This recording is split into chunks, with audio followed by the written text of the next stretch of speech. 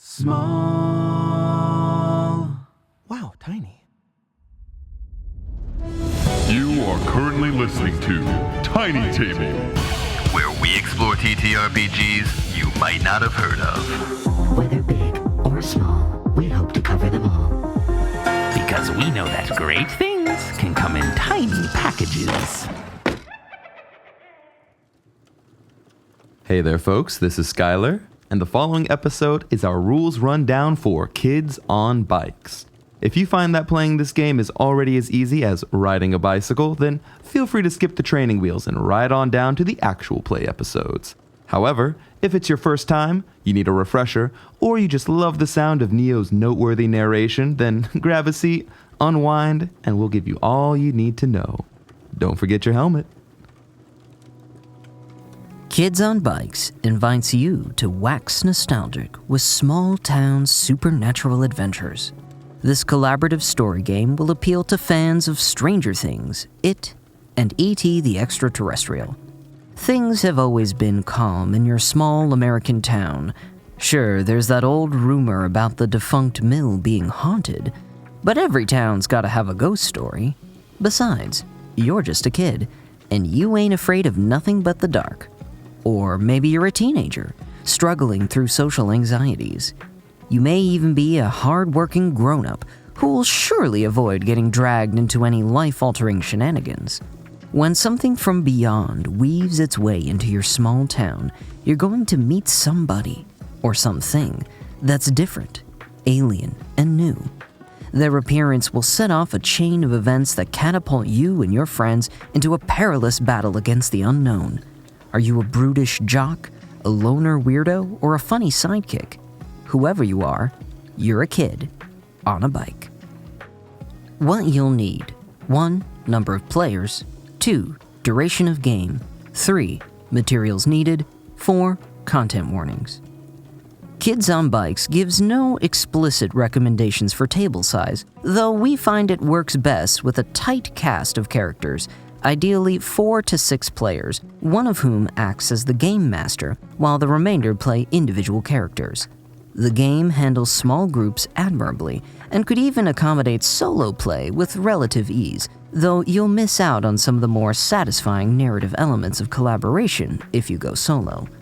If you run with a large group, we recommend dividing the cast into an A-plot and B-plot arrangement of 2 separate parties that converge in the climax. We find the cinematic formatting of focusing only on important scenes lends itself to an intuitive back and forth between disparate groups. An ideal Kids on Bikes session is 2 to 4 hours in length. While the game can easily support a one-shot adventure, the collaborative world building of its setup definitely rewards serialized play. It's likely you'll only scratch the surface of the mysteries you establish on your first adventure, and returning with subsequent sessions to deepen this knowledge is thrilling. With enough play, it will feel like the town itself is the most important character. If you feel like you've run the course of your current character's arcs, it's quick and easy to roll up a new band of misfits to explore a different part of the same town. Who knows? Maybe your old characters and your new ones will cross paths in the future. To play, everyone will need a full set of dice, from a D4 to a D20, as well as a small collection of tokens to represent adversity. Free character sheets can be found and printed from huntersentertainment.com/kidsonbikesrpg. At least one player should bring the full rules, which are available in print and PDF on their website. They also have the Ashcan Edition PDF, an abridged version of the core rules from the days before their Kickstarter, which they have generously kept on the website free of charge. When we reference page numbers, we'll be referencing the page numbers of the full rulebook. Before we continue, a few content warnings.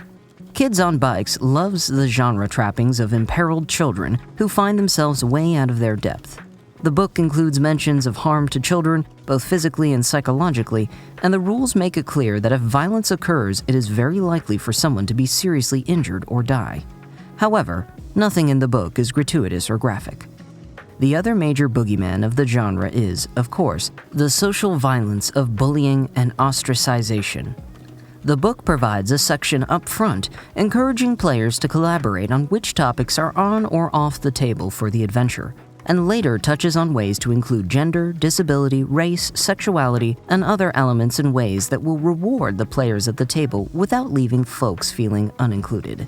Basically, only include portrayals of bigotry if you've agreed upfront to do so, and if you think it will add depth to the story. In our own play, we see some bullying and pubescent anxiety in episodes 1 and 2, violence and carceral punishment in episodes 2 and 3, and parasitic growth and drowning in episode 3. Preparation. 1. Game Masters. 2. Players. For players, character creation is based around tropes, which can be found in Appendix E on page 71. Your trope will provide you an age, child, teen, or adult, along with a list of possible strengths and likely flaws. Pick these out, choose a first name, then stop. Go no further until you've sat at the table to play. Unlike the isolated character creation of many RPGs, the majority of Kids on Bikes character creation is done collaboratively at the table. At the beginning of the first session, each player will ask and be asked questions to flesh out the relationships between each character. Part of why you should keep your initial character concept broad is that you aren't their only designer. Dramatic questions, both positive and negative, can be found in Appendix A on page 57. What do you admire about this character but would never tell them? What did this character do in the past that you still resent them for? What scandal in the town was this character involved with? For Game Masters, preparing a session of Kids on Bikes is a similarly collaborative process. Before the relationship questions, the group also answers a series of questions that establish the nature of the town. These questions, found on page 5, flesh out the notable landmarks, organizations, and rumors of your town. Unlike the relationship questions, which are fun to do in person, we recommend answering these town questions ahead of the session, so the GM has the information they need to plan the adventure. While Kids on Bikes does have a few official towns and story hooks gathered in their Strange Adventures anthologies, the game is definitely designed around the curious thrill of designing the town together. The mysteries are all the sweeter when you know the rumors they've sprung from. When creating your own adventures for Kids on Bikes, you'll need to create a mysterious happening that will upset the lives of our unwitting protagonists. Peruse the rumors and landmarks the players have constructed, and pick out a few you want to delve into throughout the adventure. Don't feel pressured to include every element of the town in your first session. Better to leave that mysterious, echoing gorge for your next outing, no? One thing the game definitely wants you to prepare is the powered character, a supernatural individual central to the mystery of the adventure. This character is played collaboratively by everyone at the table, but it's the game master who designs their array of powers and personality traits. If you've got an inciting incident, a powered character, and a location where things will dramatically come to light, you're ready to run a game of Kids on Bikes. Modes of play. 1. Creation. 2. Discovery. Kids on Bikes features 2 modes of play, creation and discovery. The most focused moments of creation happen before the adventure begins, with the collaborative generation of the town and your characters' relationships. However, the ethos of collaborative creativity persists throughout the play of the game. Traditional RPG engagement sees the game master bookending each interaction. The GM sets the scene, the players indicate their intentions, the GM narrates the outcomes. While this format is still fundamentally present in Kids on Bikes on a mechanical level, the game encourages players and GMs to work together on the scene, setting, and outcomes. Where a classic D&D scene might begin with the GM describing the members of a tavern as the players enter, Kids on Bikes could see the players enter a diner, only for the GM to tell them, "All right, the diner is somewhat busy. There are a few folks here you know. Who are they?" Followed by players creating NPCs they'd like to interact with. While the ethos of creation persists, the main mode of play will feel similar to most traditional RPGs. You're a member of a group, you have a problem that needs solving. You've got a few tools at your disposal, and when your action's outcome is uncertain, you roll a die. Which die you roll will be determined by which of your 6 stats, brains, brawn, fight, flight, charm, and grit, apply to the task at hand.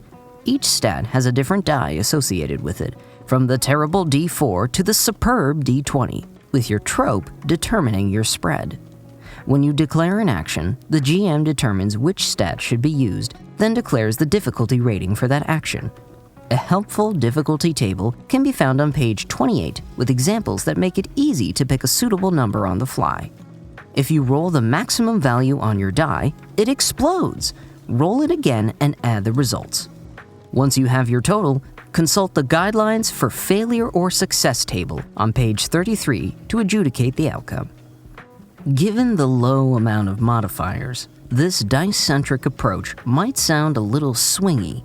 That's where planned actions and adversity tokens come into play.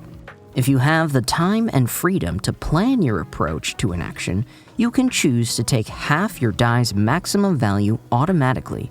You also earn an adversity token for each roll you fail, which can be spent to increase your result by +1 per token.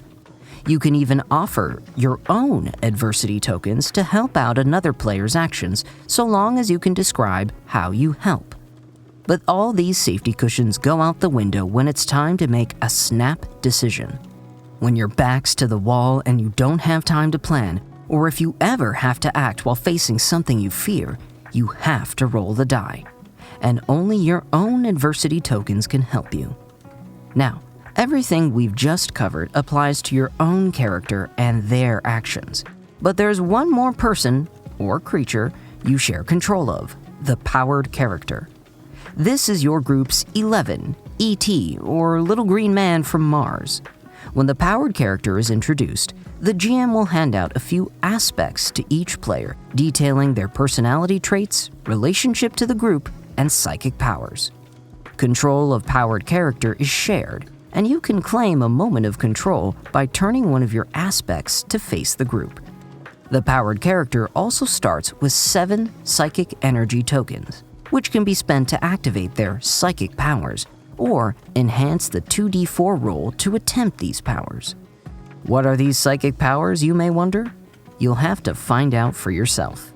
The only way to learn is to work together, play to your strengths, and know when you just have to pedal as fast as you can. Have fun, kids! Legal. Tiny Table is an independent production by Tiny Table LLC and is not affiliated with Renegade Game Studios or Hunters Entertainment. Kids on Bikes is copyright Renegade Game Studios and Hunters Entertainment. And with that, you are all ready to play.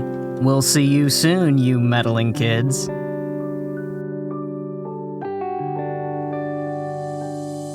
Hi, and thank you for listening to our podcast. If you enjoyed this episode, then we'd really appreciate if you left us a review.